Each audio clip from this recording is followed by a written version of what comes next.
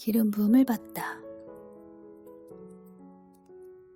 2020년 3월경 천사들이 제 머리에 기름을 붓는 장면을 기도 중 환상으로 보여주셨다며 어떤 자매님이 알려주시더라고요.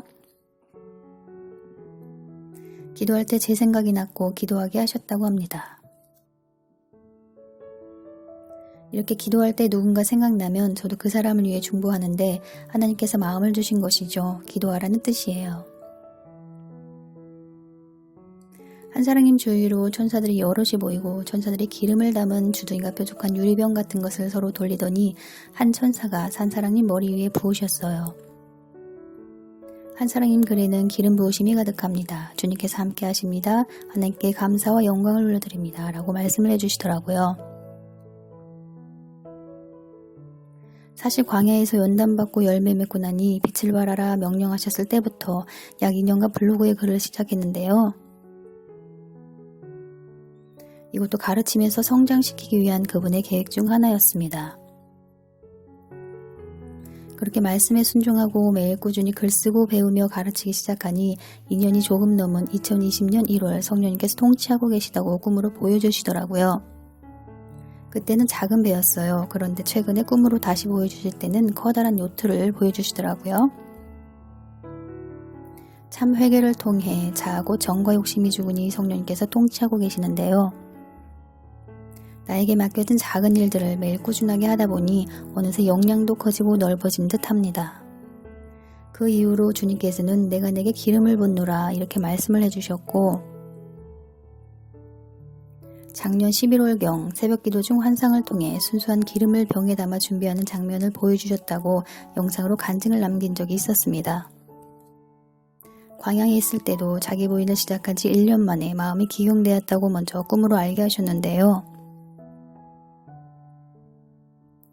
그 후로 어떤 목사님께서 자매님은 마음이 기경되셨네요 라고 말씀해 주시면서 확증을 시켜주시더라고요. 꼭 알아야 되는 필수 요소들은 성령님께서 누군가를 통해 알게 하시더라고요. 이런 것을 두고 모든 것이 합력하여 선을 이룬다고 하는 것이겠지요. 강좌업과에는 각종 먹을 실과나무가 자라서 그 잎이 시들지 아니하며 실과가 끊치지 아니하고 달마다 새 실과를 맺으리니 그물이 성수로 말미암아 나옴이라. 그 실과는 먹을 만하고 그 잎사귀지는 약재료가 되리라. 하나님의 은혜가 임하는 곳의 풍요로움이 어떤지 잘 표현된 말씀입니다. 성전에서 나오는 은혜로 말미암아 성도의 삶이 더욱 풍성해집니다. 성전 문지방에서 흘러나온 물은 은혜의 샘물로서 그 물이 흘러가는 곳마다 힘을 얻고 솟성케 됩니다. 이렇게 되기를 소망하고 원합니다. 그걸 위해 쉼없이 달려왔고요. 어떤 분의 간증을 들으니 전화통화만 했는데도 상대방에게 있는 악귀가 떠나가고 역사와 치유가 일어났다는 말씀을 들었는데요. 하나님의 임재로 인한 빛의 영광이 발산되니 그런 역사가 일어난 것이겠죠. 사람은 그저 각자 맡은 청지기, 통로 역할만 잘하면 되고 일은 하나님께서 다 하십니다. 그래서 그렇게 순종이 중요하네요. 자기 부인이 되어야만 나를 통해 그분의 영광이 나타나니까요. 완악하고 완고한 마음, 이기적이고 비뚤어진 마음으로는 사용하실 수가 없는 것입니다. 그분의 영광이 나타날 수가 없는 것이죠.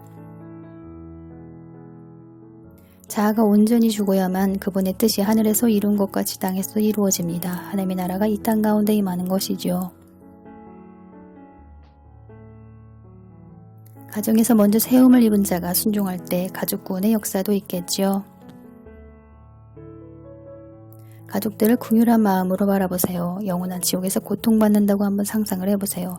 순종할 마음, 인내할 마음이 생기지 않을까요? 순종의 영이 임하기를 축복합니다. 겸손과 섬김의 영, 자기 부인의 영이 임하기를 축복합니다.